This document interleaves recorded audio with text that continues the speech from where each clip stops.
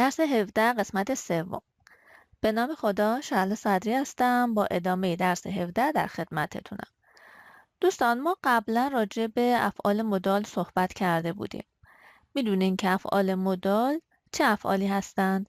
افعالی هستند که وقتی که میان توی جمله جای فعل اصلی رو میگیرن، یعنی جای دوم قرار میگیرن و فعل اصلی رو به صورت مصدر میبرن آخر. ما چند تا فعل مدال خونده بودیم. امروز میخوایم یه کمی کاملتر اینا رو بخونیم و تکرارشون کنیم در واقع. اولین فعل مدال ما کنن هست. کنن یعنی تونستن. تونستن توانایی انجام کاری رو بیان میکنه. Ich kann diesen Brief lesen. ببینین صرفش رو که یادتونه. Ich kann, du kannst, kann, wir können, ihr könnt, sie können. اول شخص ich kann. فعل به صورت مصدر میره آخر.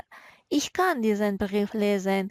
یعنی من توانایی خوندن این نامه رو دارم. چرا؟ weil ich die Sprache verstehe. برای اینکه من زبونش رو میفهمم.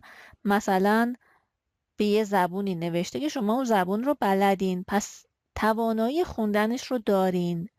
ببینین اینجا هم ویل اومده، فعل رفته آخر، به صورت صرف شده. در واقع این یک نبنزاتس هستش که اینا رو البته قبلا خوندیم. خب حالا دوباره ich kann diesen Brief lesen, weil deutlich geschrieben ist. deutlich یعنی واضح، خوانا، خوشخط. برای اینکه خوشخط نوشته شده پس من میتونم بخونمش. اگه بد خط بود نمیتونستم بخونمش. دوباره weil es nicht zu dunkel ist. weil es nicht zu dunkel ist. این البته منظورش نامه نیست، منظورش هواست. و این اس یعنی هوا. برای اینکه هوا زیاد تاریک نیستش میتونم بخونمش، هنوز روشنه. weil ich Zeit habe. چون که وقت دارم. بنا به تمام این دلایل من میتونم این نامه رو بخونم. توانایی خوندن این نامه رو دارم. پس کنن توانایی انجام کاری رو بیان میکنه. امکان انجام کاری رو بیان میکنه. امکان، توانایی. بعد فعل بعدی ما دورفن هست. دورفن یعنی اجازه داشتن، که برای بیان اجازه یک کاری استفاده میشه یا بیان عدم اجازه یک کاری. مثلا شما اجازه دارین که اینجا بشینید، اینجا رانندگی کنید، ولی مثلا شما اجازه ندارید اینجا سیگار بکشید. خب Ich darf diesen Brief lesen. من اجازه دارم این نامه رو بخونم. ببینین dürfen اومده، فعل اصلی به صورت مصدر رفته آخر. اینم شده آکوزاتیو. چرا؟ چون که lesen خوندن چیزی را. der Brief شده den Brief. dies به اضافه den میشه diesen. Ich darf diesen Brief lesen. من اجازه دارم که نامه رو بخونم. خب mein Bruder hat ihn bekommen und erlaubt es mir. erlauben یعنی اجازه دادن. میگه که اینو برادرم، دست برادرم رسیده، برادرم دریافت کرده این نامه رو. und erlaubt es mir. اس اینجا یعنی برمیگرده به این خوندن این نامه، یعنی این خوندن نامه رو. اس یه حالت ضمیر نامعینه. خوندن نامه رو به من اجازه داده. erlaubt es mir. و اون برادره، این برمیگرده به برادره. erlaubt اجازه داده این کار رو. اس یعنی این کار رو به من، اجازه خوندن این نامه رو به من داده. پس من اجازه دارم. Hier dürfen Sie nicht rauchen. Hier dürfen Sie nicht rauchen. شما اجازه ندارین اینجا سیگار بکشین. ببینین اجازه نداشتن. Es ist verboten. ممنوعه، این کار ممنوعه. اس با ضمیر نامعینه، اس است، یعنی این کار، یعنی سیگار کشیدن، verboten، ممنوعه. darf ich Ihnen eine Tasse Kaffee anbieten؟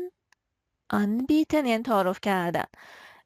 anbieten جدا شدنیه، ولی چون که اینجا فعل مدال داریم دوباره اینا به هم دیگه وصل شدن، یکی شدن. darf ich Ihnen eine Tasse Kaffee anbieten؟ اجازه دارم Ihnen به شما. خب ضمیر داتیو هست. چرا؟ چون که anbieten تعارف کردن چیزی رو به کسی. چی رو؟ eine Tasse Kaffee، یه فنجون قهوه. به کی؟ Ihnen، به شما. و اینجا چون که گفتیم که هر وقت که ما 2 تا مفعول داشته باشیم تو یک جمله، اون مفعولی که به صورت ضمیره اول میاد. حالا اگه 2 تاش ضمیر بود، اول ضمیر چی میاد؟ آکوزاتیو میاد، بعد داتیو میاد. اگه یکیش ضمیر بود اون ضمیر اول میاد، کاری نداریم که کدومش ضمیره. اینجا داتیو ما ضمیره، اینو اول آوردیم. ولی اگه 2 تاش اسم بود، اول چی میاد؟ داتیو میاد، بعد آکوزاتیو میاد. اگه 2 تاش ضمیر بود، اول آکوزاتیو بعد داتیو. اگه یکیش ضمیر بود اون ضمیر اول میاد. حالا هر کدوم بود. اینجا الان ضمیر داتیو ما، اینجا داتیو ما ضمیره، پس این اول اومده. darf ich Ihnen eine Tasse Kaffee anbieten؟ frage ich höflich، من مؤدبانه سوال میکنم. این حالت مؤدبانه است. darf ich اجازه دارم به شما یک فنجان قهوه تعارف کنم؟ پس در حالتهای مؤدبانه هم ما از دورفن میتونیم استفاده بکنیم. حتی از کنیونکتیوش هم استفاده میشه. دورفته ایش. خب wollen خواستن، قصد انجام کاری رو داشتن. قصد انجام کاری رو داشتن. Ich will diesen Brief lesen. دوباره فعل lesen. من میخوام این نامه رو بخونم. چرا نامه رو بخونم؟ Weil mich sehr interessiert. Weil mich sehr interessiert. چون که برام خیلی جالبه. باز اینجا وایل اومده، فعلمون رفته آخر، به صورت صرف شده. خب میخوام این نامه رو بخونم چون برام خیلی جالبه. Ich möchte den Brief gern lesen. möchten، این هم باز فعل مداله. من دوست دارم که این نامه رو بخونم. خب حالا بین مشتن اینم یعنی معنی خواستن، دوست داشتن هست. فرقشون چیه؟ فرقشون با ولن یعنی یه کاری رو حتما میخوای انجام بدی. مثلا من میخوام که ادامه تحصیلات بدم، این قصد منه، حتما این کار رو انجام میدم. من میخوام فردا برم پاریس، قصدمه. ولی وقتی میگه ich möchte morgen nach Paris، morgen نه ich möchte nach Paris fahren، این دوست دارم برم پاریس، شادم نشه، شادم یه چیزی پیش بیاد که نشه. ولی وقتی میگه ich will یعنی میخوام این کار رو بکنم، همه کارام کردم، بیلتم گرفتم، هتلم رزرو کردم، میخوام برم پاریس. ولی وقتی ich möchte دوست دارم ولی حالا شایدم نشد. اوکی؟ حالا اینجا میگه ich möchte، من خیلی دوست دارم این نامه رو بخونم، خیلی دوست دارم نامه رو بخونم ولی شایدم نتونستم، شایدم بهم اجازه ندادن. müssen یعنی باید، بایستن. مجبور بودن که کاری رو انجام دادن، برای کاری مجبور بودن، انجام کاری مجبور بودن. Ich muss diesen Brief lesen. Ich muss diesen Brief lesen. نمیگه که من میخوام این نامه رو بخونم یا دوست دارم این نامه رو بخونم. میگه که ich muss، من باید این نامه رو بخونم. چرا باید؟ Weil mein Vater mir eine wichtige Nachricht schickt. Nachricht خبر، برای اینکه پدرم برام یک خبری رو فرستاده. توی این نامه یک خبریه که پدرم برام فرستاده و باید این نامه رو بخونم، باید ببینم چیه، چه خبریه، پس مجبور این نامه رو بخونه. In Deutschland müssen die Kinder 8 Jahre in die Schule gehen. ببینید müssen یک حالت وظیفه‌ای رو هم، انجام وظیفه‌ای رو هم میرسونه. میگه که توی آلمان بچه ها باید 8 سال برن مدرسه. این وظیفه شونه، مجبورن این کار رو بکنن، وظیفه شونه، باید این کار رو بکنن، یه تعهدی دارن، پس از موسن استفاده میکنیم. Es ist ihre Pflicht. Pflicht یعنی وظیفه، همین که الان گفتم، این وظیفه شونه، باید این کار رو بکنن دیگه، ردخور نداره، مثلا مشته و اینها به کار نمیبرن، مثلا میل دارن برن مدرسه، باید این کار رو بکنن، پس از فعل موسن استفاده میکنیم. حالا در مقابل، یعنی تقریبا مترادف با موسن، یه فعلی هست به نام زولن که بچه ها توش مشکل دارن، یه مقداری درکش نمیکنن. حالا من براتون توضیح میدم، امیدوارم که براتون جا بیفته. زولن هم باز یک حالت اجباری هستش، منتها اجباری که کسی ما رو مجبور به این کار کرده، خودمون مجبور نیستیم، خودمون نمیخوایم، کسی گفته این کارو بکنی. زولن. ولی مثلا حالا میگه ich muss diesen Brief lesen، من باید این نامه رو بخونم، کسی بهم نگفته، باید نامه رو بخونم چون خبر مهمی توشه. منتها وقتی که مثلا من میگم که من باید فلان دارو رو بخورم و از فعل زولن استفاده کنم، یعنی کسی به من گفته، دکترم گفته این دارو رو بخور، پس من از فعل زولن استفاده میکنم. ببینید الان این مثالا رو براتون میخونم، بهتر براتون جا میفته. Ich soll diesen Brief nicht lesen. من نباید این نامه رو بخونم. چرا؟ Meine Schwester hat ihn bekommen. خواهرم اونو دریافت کرده، به دستش رسیده. Und sie erlaubt es mir nicht. و اون این اجازه رو به من نمیده، گفته که این نامه رو نخونی ها، این نامه رو نخون.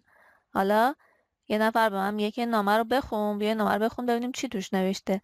من چون که خواهرم گفته که نخون، میگم ich soll diesen Brief nicht lesen. من نباید این نامه رو بخونم.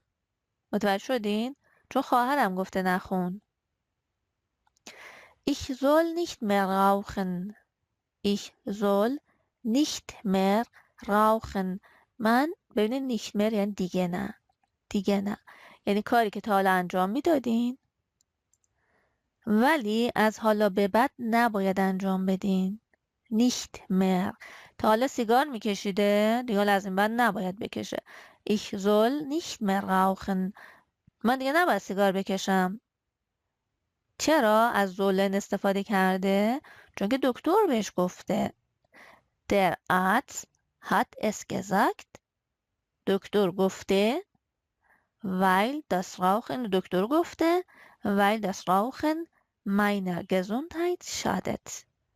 schaden یادتونه ضرر زدن، داتیو میخواست همیشه، چیزی به کسی، به چیزی، به سلامتی.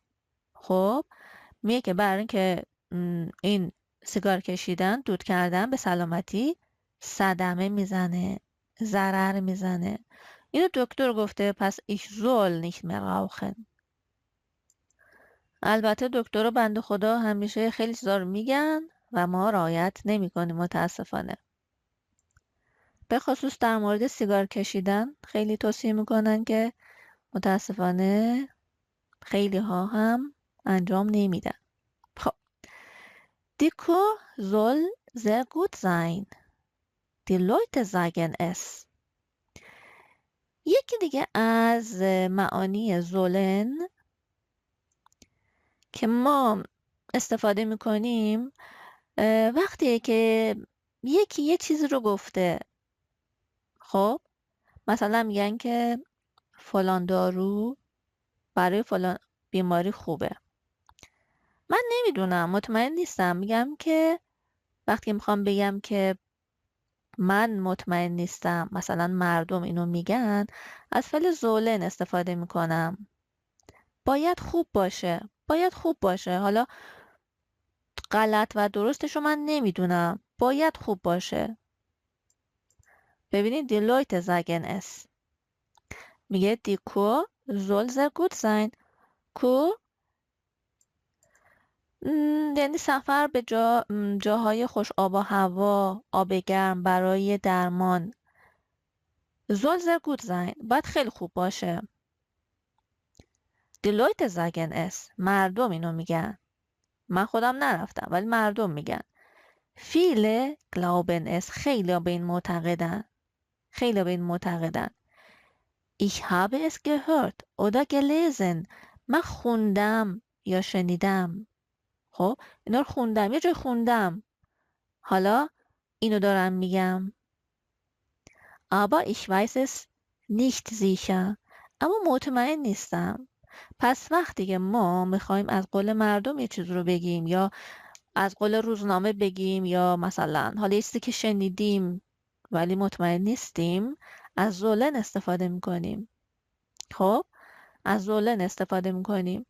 وقتی که میگیم زولن، وقتی که میگیم زول یعنی اینکه دیگه مسئولیتش با من نیستش، به گردن کساییه که اینو میگن. مثلا اگه من میخواستم خودم مستقیما بگم، گفتم دیکو ایست زرگوت. ایست زرگوت خیلی خوبه، از قول خودم میدونم، من مطمئنم، رفتم، تجربه دارم، میدونم، میگم خیلی خوبه. ولی نرفتم، نمیدونم، میگم زول. دیکو زول زرگوت زین. کور باید خیلی خوب باشه. مردم میگن اینو. خب حالا بیایم سر فعل لسن. لسن هم بچه های مقدار مشکل داره. لسن یعنی گذاشتن. خب گذاشتن. حالا ببینیم کجاها به چه صورتی به کار میره. Ich lasse meine Bücher in der Schule. In der Schule. من میذارم کتاب هامو توی مدرسه، یعنی با خودم نمیارم. گذاشتن. اینجا نگاه کنین به عنوان مدال به کار نرفته، چون فقط یک فعل لاسن داریم. من میذارم کتاب هامو داخل مدرسه، تو مدرسه. Die Bücher bleiben in der Schule. کتاب ها میمونن توی مدرسه، چون با خودم نمیارم، گذاشتمشون تو مدرسه. Ich nehme sie nicht mit nach Haus. اونا رو با خودم خونه نمیارم. اونا رو با خودم خونه نمیارم. پس اینجا فقط یه لاسن داریم. اینجا هم گفته لاسن steht allein. لاسن تنهایی قرار میگیره، یعنی دیگه فعل دیگه ای نیستش. حالا شما مثلا خیاطی بلد نیستی، خب میخواین که یه دونه کت و شلوار بدوزین. آیا خودتون میدوزین؟ نه، چون که بلد نیستین. میدین براتون بدوزن، میدین براتون درست کنن. اینجا از فعل لاسن استفاده میکنیم. Ich lasse einen Anzug machen. من میدم برام یک کت شلوار بدوزن، درست کنن.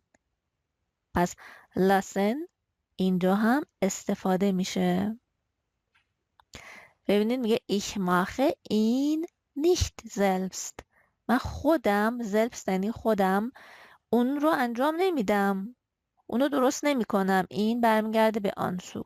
اون رو خودم انجام نمیدم، خودم نمیدوزم، خودم درست نمی کنم. sondern eine andere Person muss ihn für mich machen. بلکه eine andere Person، یک شخص دیگه ای باید اون رو برای من انجام بده، بدوزه. خب پس اگه قرار شد که یکی دیگه برای من یک کار رو انجام بده، از لسن استفاده میکنم. حالا لسن یه معنی دیگه هم میتونه بده. Die Eltern lassen ihr Kind ins Kino gehen. گذاشتن، اجازه دادن. والدین میذارن بچهشون بره سینما. اینس کینو گین، سینما رفتن. والدین اجازه میدن، میذارن بچهشون بره سینما. Die Kinder wollen ins Kino gehen. بچه ها میخوان برن سینما. Und die Eltern erlauben es. Erlauben یعنی اجازه دادن و والدین اون کار رو، چی رو، این اس باز برمیگرده به چی؟ ins Kino gehen، سینما رفتن. خب با یه دونه اس کوچیک تمام این مفهوم رو میرسونه. اون دی Eltern erlauben es و والدین اون کار رو، سینما رفتن رو اجازه میدن. پس یه دونه لسن هم به معنی اجازه دادن شد. خب حالا بیایم چند تا تمرینش رو کار بکنیم براتون بهتر جا بیفته. زولن که یادتونه چی بود؟ گفتم که چیزی رو که یکی از معانیش چیزی که دیگران میگن من مطمئن نیستم. خب الان اینجا ich habe gelesen، من خوندم. خب پس من خودم نمیدونم اینه که الان دارم میگم. خوندم. چی خوندم؟ In den Bergen ist es schön. توی کوه ها خیلی قشنگه. کوه قشنگه.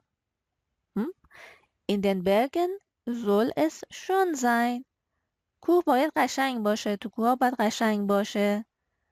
وقتی زول آوردم این من نمیگم. خوندمش. حالا ممکن بود که شنیده باشم. خب ممکن بود که به قول مردم بگم. به هر حال از زولن استفاده میکنیم. Die Fremden machen Tote wieder lebendig. Die Fremden machen Tote wieder lebendig. بیگانه ها، غریبه ها مرده ها رو دوباره زنده میکنن. خب این رو من میخوام بگم که یعنی در واقع خوندم اینو. میخوام به صورتی بگم که مستقیما از طرف خودم نباشه. نشون بدم که من اینو خوندم. از قول من نیست. میگم die Fremden sollen، چرا گفتم sollen؟ چون که جمعه. die Fremden sollen Tote wieder lebendig machen. machen رفت آخر چون ما sollen آوردیم. Die Fremden sollen Tote wieder lebendig machen. دومی Sie verdienen damit viel Geld. باز من اینو خوندم. Ich habe gelesen. میگم Sie sollen damit viel Geld verdienen. باید با این کار پول زیادی در بیارن. خوندمش. Der Bürgermeister glaubt das. Bürgermeister شهردار عقیده داره. اینو باور میکنه. میگیم der Bürgermeister soll das glauben. باید اینو باور کنه. Die Mutter von Inge. Die Mutter von Inge یعنی مادر اینگه. Die Mutter von Inge یک مدل حالت اضافه رو هم ما میتونیم اینطوری بگیم. Die Mutter von Inge مادر اینگه ist schwer krank. ist schwer krank. من نمیدونم این رو واقعا. مثلا همسایه‌مون گفته. دوستم گفته. ولی من ندیدم.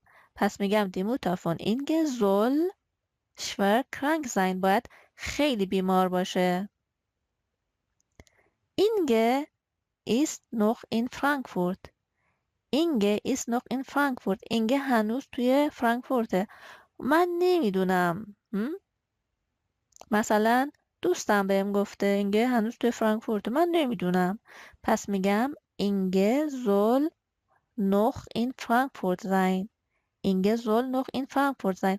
باید هنوز توی فرانکفورت باشه. دوستم میگه که اینگه کجاست و من نمیخوام مستقیم بگم که توی فرانکفورت چون مطمئن نیستم. میگم Inge soll noch in Frankfurt sein.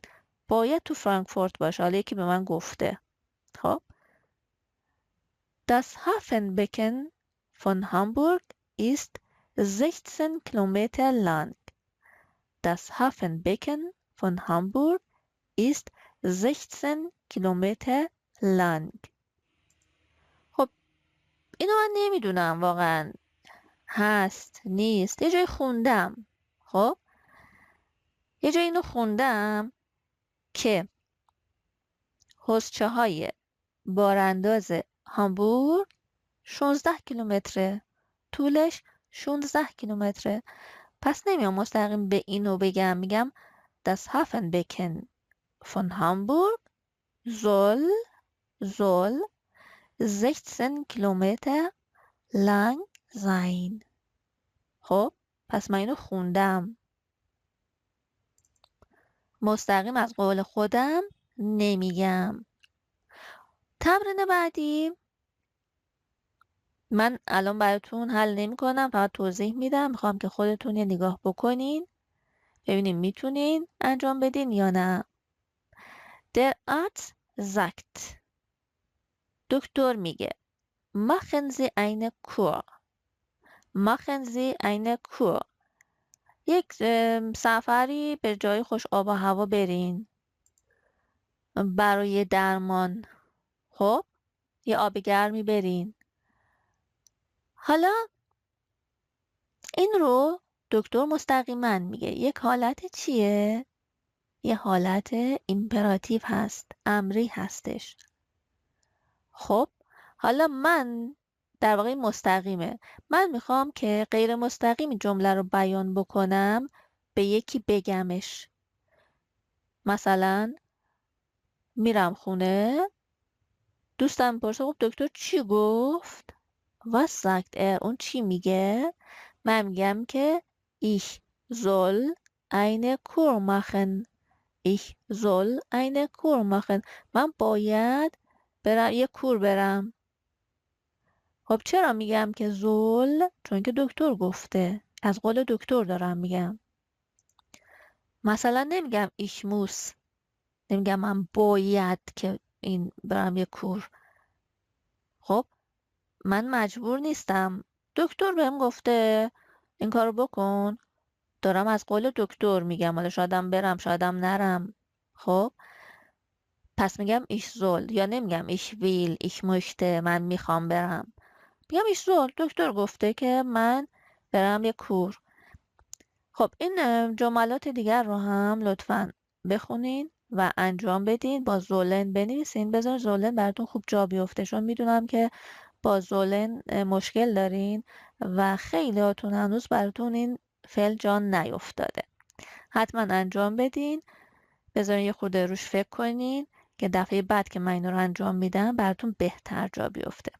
خدا نگهدارتون تا جلسه بعدی.